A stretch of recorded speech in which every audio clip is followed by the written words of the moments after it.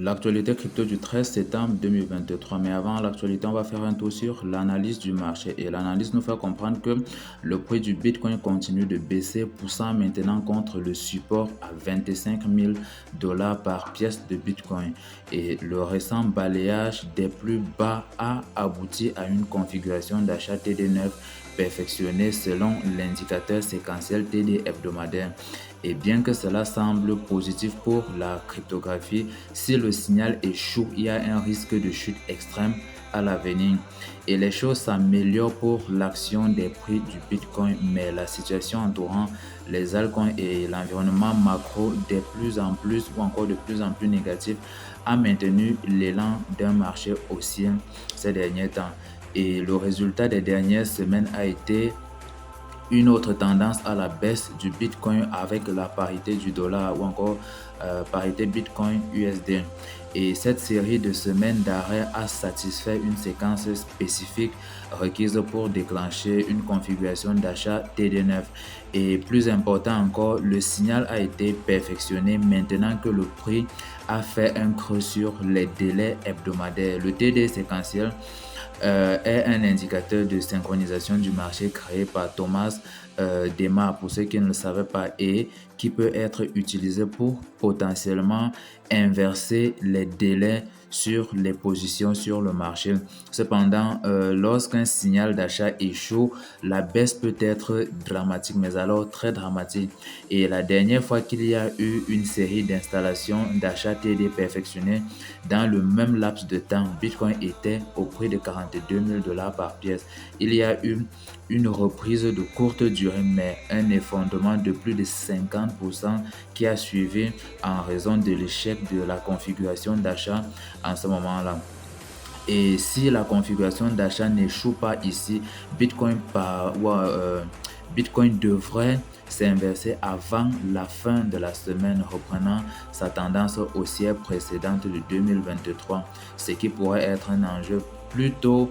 Je ne classerai pas ça dans un enjeu intéressant parce que pour moi, à ce moment-là, je suis beaucoup plus d'avis pour qu'il y ait une cassure en dessous des 25 000 dollars afin que ça puisse donner la possibilité de recharger les portefeuilles pour se préparer pour le prochain bull run. Et la tendance haussière du Bitcoin est toujours intacte depuis un moment, mais c'est une tendance baissière. Mais une tendance baissière se forme sur la paire BTC USD sur TradingView, surtout quand on essaie d'y jeter un coup d'œil.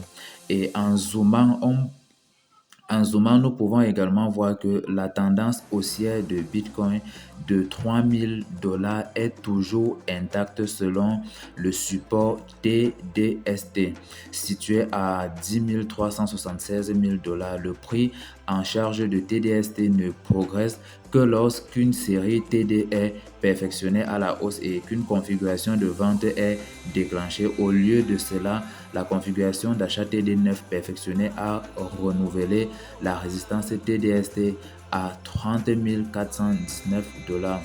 L'ancienne résistance au TDST était située à 25 250 dollars qui est potentiellement restée maintenue. Et sur la base de ce que l'indicateur technique nous dit, le Bitcoin fait face à un point d'inflexion critique en termes de calendrier et de niveau de prix combiné. Cependant, la poussière retombée pourrait déterminer la tendance future pour le reste de l'année et je serais vraiment enthousiaste pour que la tendance soit davantage baissière parce que si elle est baissière, elle donne vraiment l'opportunité de recharger par rapport aux altcoins, pas forcément par rapport au Bitcoin. Et pour compléter l'analyse, les données montrent que le sentiment du marché Bitcoin s'est récemment aggravé et approche du territoire de la peur extrême. Et l'analyse a été faite sur les propositions effectuées par l'indice de peur et de cupidité, notamment le Fear and Greed Index, si je ne me trompe pas.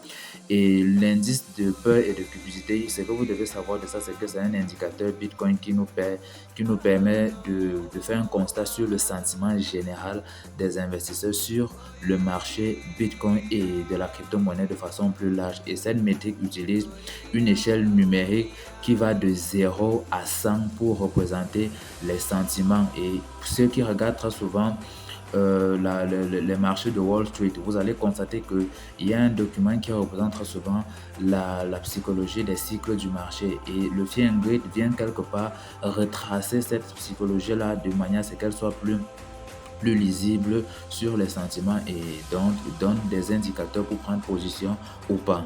Et si je devais ajouter quelque chose, ce que vous devez savoir, c'est que lorsque l'indice a une valeur supérieure à 54, les investisseurs partagent la cupidité. En revanche, les valeurs inférieures à 46 impliquent la présence de peur sur le marché, et la région intermédiaire, c'est-à-dire au milieu, suggère naturellement que la mentalité est majoritairement stable, c'est-à-dire tout est au milieu ou majoritaire et actuellement neutre. Et par rapport à l'analyse de l'indice de peur et de cupidité, et comme indiqué sur l'explication de tout à l'heure, l'indice de peur et de cupidité Bitcoin a actuellement une valeur de 30, ce qui signifie que la plupart des investisseurs du secteur partagent un sentiment et une mentalité de peur, ce qui est plutôt un indicateur potentiel pour l'achat et la prise de position. Mais je ne dirais pas qu'en tant que, ça dit personnellement, que c'est une incitation à l'achat. Ce n'est qu'un partage par rapport à la situation du marché. Et pas plus tard qu'hier même, l'indicateur avait une valeur de 40, ce qui implique que le sentiment s'est un peu aggravé au cours de la dernière journée. Et pour évoluer du côté d'Ethereum, qu'est-ce qu'on constate? On constate que les investisseurs cryptographiques des institutions se sont retirés du marché pendant une bonne partie de cette année, d'autant plus que le marché baissier s'est installé. Cependant, Ethereum a souffert beaucoup plus que les autres actifs à cet égard, et les sorties entraînant la baisse des actifs sous gestion. Cela survient surtout alors qu'Ethereum a lutté après être tombé sous le support des 1600 $.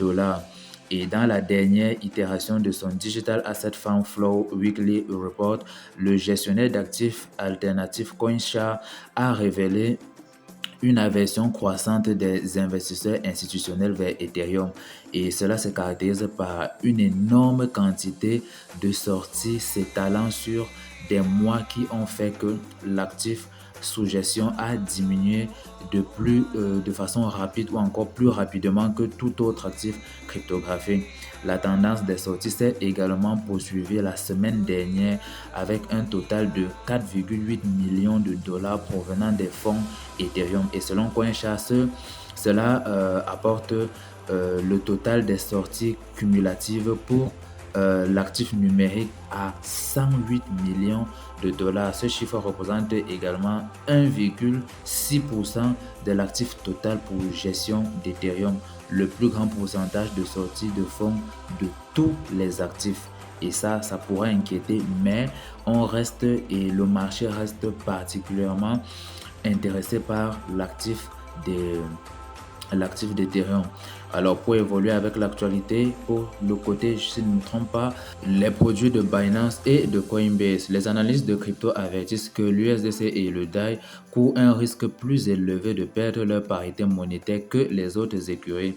Il y a eu quelques exemples de ce type dans l'industrie de la cryptographie au cours des dernières années, l'USDC et le DAI le faisant tous les deux brièvement, voulant déjà nous rappeler l'histoire de Terra Luna et de son stablecoin, sans oublier l'histoire des autres stablecoins qui ont connu un échec par le passé. L'étude a comparé 5 écuries, notamment l'USDT, l'USDC, le BUSD, l'USDP et le DAI. Et 4 d'entre eux sont principalement garantis par des actifs du monde réel, c'est-à-dire ont pour collatéraux les éléments du monde réel comme l'or, les biens, l'immobilier, comment on appelle déjà, les obligations, etc., les obligations d'État et bien d'autres éléments qui existent dans le monde réel. Ils sont adossés à cela pour pouvoir sous-tendre leur valeur. Tandis que le cinquième, notamment le DAI, est soutenu en partie par le RWA ainsi que ainsi que d'autres écuries et actifs et crypto-actifs. Et quand on le dit ainsi, c'est dit autrement que le DAI a ceci de particulier qu'il est à la fois soutenu, c'est-à-dire il est un stablecoin algorithmique et il est également un stablecoin qui a un collatéral qu'on retrouve dans le monde réel. Et le document qui a fait l'étude auprès de ces stablecoins, le document examinait 24 mois de données historiques sur le prix, se terminant en juin 2023 pour l'étude. Et pendant cette période, le prix des 5 écuries était censé maintenir une parité au dollar, notamment les 1 dollar, comme nous le savons tous. Cependant, il a constaté que l'USDC et le DAI ont subi les baisses les plus importantes, tombant aux alentours de 0,87 dollars et 0,85 dollars pendant l'effondrement de la Silicon Valley Bank en mars 2023. Et le fait intéressant dans tout ça, c'est que les prix des pièces stables sont influencés par les événements au sein de l'écosystème de la crypto-monnaie et les facteurs externes dans l'ensemble du secteur financier. Et dans le cas de l'USDC et du DAI, les deux affichaient un degré élevé de corrélation. Donc, on arrivait parfois à voir que soit le DAI et l'USDC étaient surcotés par rapport au dollar du monde réel, soit il arrivait, comme ça a été le cas pour l'étude qui a été menée, qu'on les retrouve en dessous de la cote du dollar. Et les deux affichaient donc, comme je l'ai dit tout à l'heure, un degré de corrélation particulier. Et pendant l'événement SVB, indiquant une vulnérabilité potentielle aux événements particuliers et aux actions cibles. Pour la suite de l'actualité avec le BNB, beaucoup plus précisément, l'environnement réglementaire actuel continue de secouer l'industrie de la cryptographie et avec elle, tout l'univers de la cryptographie. Et à ce propos, si vous avez constaté, le prix de nombreuses crypto-monnaies ont été affectés et gravement affectés. Le BNB à propos même avait chuté auprès de 180 000 dollars et si je ne vous dis même pas qu'il a chuté auprès de 50 dollars récemment pour ceux qui ont réussi à voir cela. Moi, je l'ai constaté bien après. BNB a sur le cours d'une procédure avait chuté aux alentours des 50 dollars. Ce qui fait que celui qui avait pu cibler, et c'était un short, c'est un short qui a permis d'avoir un short, mais alors ça a été très rapide parce que fallait déjà être capable de savoir que on allait pouvoir faire un short qui va déposer à cette barre de prix là pour pouvoir remonter directement, se repositionner autour des 200 à 250 dollars comme fourchette de prix. Et une pièce étonnamment résistante à la pièce de monnaie BNB qui s'est tenue au-dessus de 200 dollars malgré les problèmes persistants de Binance avec les régulateurs américains et les régulateurs même de l'Europe et sans oublier même les régulateurs du côté de la Chine.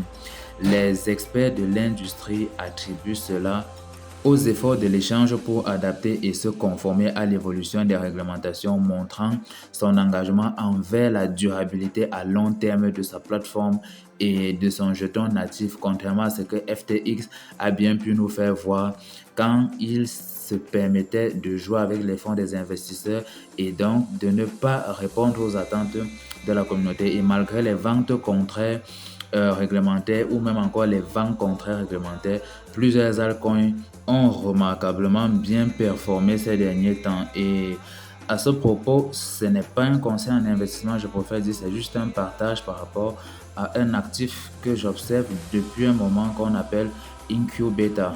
Et je vous invite à essayer de jeter un coup d'œil là-dessus. Et c'est encore en pré-vente actuellement. Le jeton Incubeta est encore en pré-vente et je dois avouer qu'il fait une performance, mais alors progressive au fur et à mesure que le temps passe. Et au tout début de son lancement, il était dans les 0,0067 centimes. Et aujourd'hui, je pense qu'il est dans la fourchette de 0,16 centimes et 0,06 centimes. Et ça, c'est quand on est en pré-vente. Toutefois, sur les cotations, j'ai vu des plateformes de cotation où il allait bien au-delà de ça, affichant une performance de plus de 1000%. Et je dis bien plus de 1000%, voire même 10 000%. Donc, en tant que jeton encore en pré-vente, je ne sais pas, vous pouvez jeter un coup d'œil et juste faire vos analyses. Je ne vous dis pas d'aller acheter les jetons en question. Et comme je le disais, la monnaie native d'Incubeta qui est le Cube et à ne pas confondre avec le Cube qu'on retrouve sur Binance et qui est un jeton plutôt très ancien, alors que le projet n'a pas encore été officiellement lancé et est toujours en phase de prévente. De nombreux analystes et investisseurs s'y sont déjà intéressés et considèrent Cube comme l'une des meilleures cryptos pour investir maintenant. Encore que il faut savoir que là, je vais revenir sur le cas de Binance. Les défis de Binance ont commencé en juin 2023 lorsque la Security and Exchange Commission des États-Unis a allégué que la plateforme fonctionnait comme une bourse de valeur non enregistrée. Et le plus grand cofondateur de la bourse de crypto-monnaie du monde, Changpeng Zhao, a également été accusé d'avoir violé les lois sur la sécurité et d'avoir utilisé des milliards de dollars de fonds d'investisseurs à son propre avantage. C'est ce que FTX a fait, mais pas Changpeng Zhao. Et une plainte similaire a été déposée par la Commodity Future Trading Commission contre Binance au début de 2023 et la Commodity Future Trading Commission l'accusait de faire une manipulation du marché afin de pouvoir tirer profit de ce côté-là. Et à la suite de ces développements, Binance et le BNB, le BNB a chuté à son plus bas, un peu au-dessus de la marque de 200 $, fin août 2023. Et ça, ce n'est que pour fin août 2023 parce que avant fin août 2023, je vous assure, je suis allé regarder sur les sites de cotation. BNB avait fait une chute qu'il a déposée à 50 $ avant de repartir vers les plus hauts, vers la barre des 200. Et c'était sa plus faible performance depuis le crack du marché de la crypto-monnaie en juin 2022. Malgré la chute, la plupart des experts de l'industrie voient le BNB se rétablir lentement alors que Binance continue de mener ses batailles juridiques. Le BNB reste l'une des pièces de crypto supérieures sur le marché et sa valeur devrait augmenter à l'avenir. Et ça, je peux vous dire que les fourchettes de prix envisagées pour l'avenir du BNB se situent au-dessus des 1200 $. Et certainement, le dernier bull run nous avait déposé aux alentours des 660 $. Le prochain bull run risque de nous déposer au-dessus des 600 et donc au-dessus des 1200 $ quelque part. J'imagine juste ceux qui ont su prendre position sur le BNB à temps et qui peuvent se préparer pour le prochain bull run. Pour la suite de l'actualité, l'échangeur des crypto-monnaies des devises BitGate a dévoilé le BitGate Empower X Fund qui est conçu pour stimuler le développement de l'écosystème de la plateforme. Et selon le communiqué de presse partagé avec CryptoPortal ou encore CryptoPotato, l'accent sera mis sur la recherche d'opportunités d'investissement dans les échanges régionaux. Les sociétés d'analyse de données, les organisations de médias et d'autres entités qui contribuent à la connaissance de son écosystème. Le fonds EmpowerX devrait déposer 100 millions de dollars de capitaux qui seront stratégiquement et de façon sélective alloués pour maximiser l'impact à long terme de l'entreprise sur l'espace des actifs numériques et son écosystème. Et d'un point de vue stratégique, BitGate vise à élargir sa portée commerciale pour établir un écosystème commercial complet englobant le commerce, l'investissement, la recherche et les produits DeFi, sans oublier les médias et d'autres fonctions. Et si on peut encore ajouter quelque chose que BitGate envisage faire dans cette révolution, c'est que le directeur général de BitGate, Gracie Chen, a souligné l'évolution du paysage échangeur centralisé au milieu des influences de réglementation renforcées ainsi que de la croissance rapide des technologies Layer 2 et DeFi et attend plus d'investissements de fusion et l'acquisition aura lieu dans les mois suivants. pour la suite de l'actualité. L'idée de revoir FTX sur le devant de la scène divise de nombreux observateurs.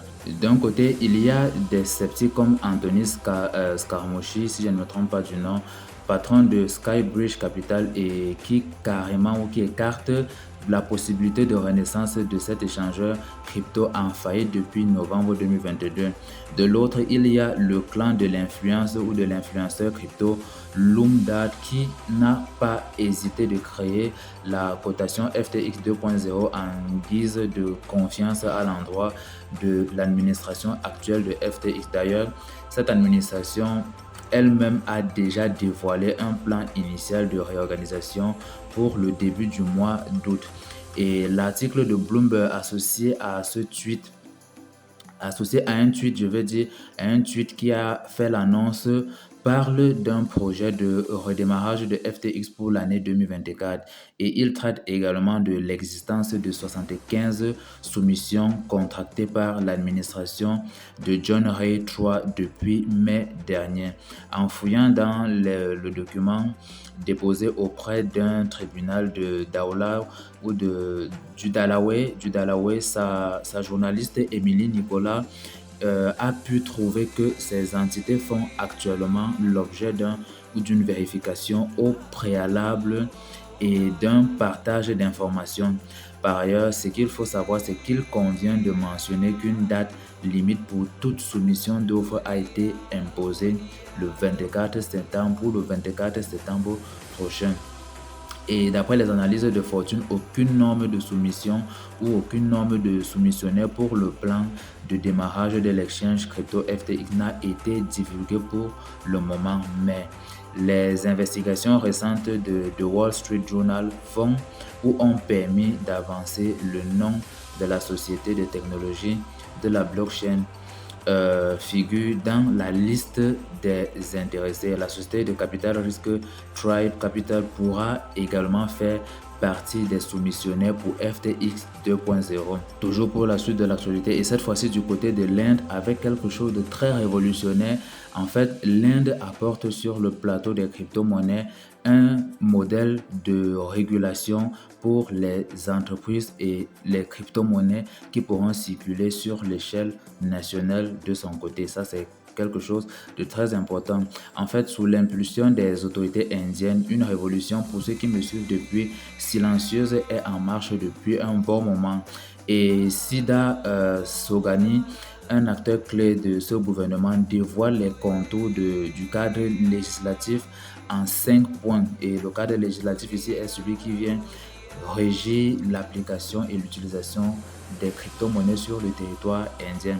En fait, l'initiative, remarquable par son approche globale, pourrait redessiner le paysage des crypto-monnaies dans les mois à venir et quelque part même annoncer significativement l'entrée en bull run. Selon les informations de CoinTrust, la première mesure mise en avant concerne la formulation des normes avancées en matière de connaissance du client, ce que vous connaissez souvent sur le thème de KYC. Il s'agit d'une étape cruciale pour combattre le blanchiment d'argent et assurer la conformité fiscale du côté ou encore sur le territoire de l'Inde par rapport à ce qu'on, en tout cas, je vais vous expliquer tout à l'heure. Et juste toujours dans l'ambiance, en second lieu, les plateformes crypto subiront des audits de preuves de réserve en temps réel. Cela garantit ainsi une transparence et une sécurité accrue vis-à-vis des relations entre le client et les échangeurs ou les entreprises de crypto qui vont exercer sur le territoire indien. Et par ailleurs, si on peut encore relever quelque chose, c'est que l'Inde envisage de conférer aux bourses de crypto-monnaies un statut similaire à celui des banques. Et à ce propos de rapprochement entre les structures de crypto et les structures bancaires, j'ai ma petite idée, ça peut encore être juste une idée qui n'est pas encore vraiment justifiée, c'est que il y aura une rude concurrence entre les échangeurs centralisés et les banques à l'avenir. Il y aura un sérieux conflit entre les deux, chacun voulant gagner les parts de marché. Je ne sais pas si vous voyez. Et s'ils veulent gagner les parts de marché, ils se devront d'offrir certains services assez typiques qui est favorable à peu de frais de transaction, peu de ceci, peu de cela. Et vous voyez à peu près l'allure avec laquelle le marché des ETF est en train de se prononcer sur le monde de la crypto-monnaie. Il y aura un sérieux challenge à l'avenir et seuls les meilleurs vraiment prendront les parts, les plus grosses parts de marché à ce moment-là. Et toujours avec l'Inde, il faut dire que l'Inde se démarque, quand on fait une analyse un peu plus approfondie, on constate que l'Inde se démarque non seulement par son approche proactive, mais également par sa vision à long terme par rapport à son modèle de réglementation. Et à l'heure où de nombreux pays flottent encore dans les prises de décision, les non-prises de décision, ou encore, si on peut résumer ça en disant, dans les eaux troubles de la réglementation crypto, l'Inde prend résolument les devants en faisant écho aux paroles de M. Sogani. Parce que si je reprends exactement les termes de M. Sogani, c'est qu'il a dit c'est que les réglementations sont inévitables et cet écosystème s'est fortement développé même en l'absence de réglementation. Donc, si les cryptos ont pu se développer en l'absence de réglementation, la nécessité pour M. Sogani est d'instituer ces réglementations-là pour l'avenir des actifs. Et seuls ceux qui le font en premier y bénéficient. Donc, en outre, l'accent est mis sur une politique fiscale uniforme témoignant de la volonté de l'Inde de promouvoir une industrie de crypto-monnaies saine et viable où les risques de fraude et d'activités illégales sont minimisés, voire même éliminés totalement.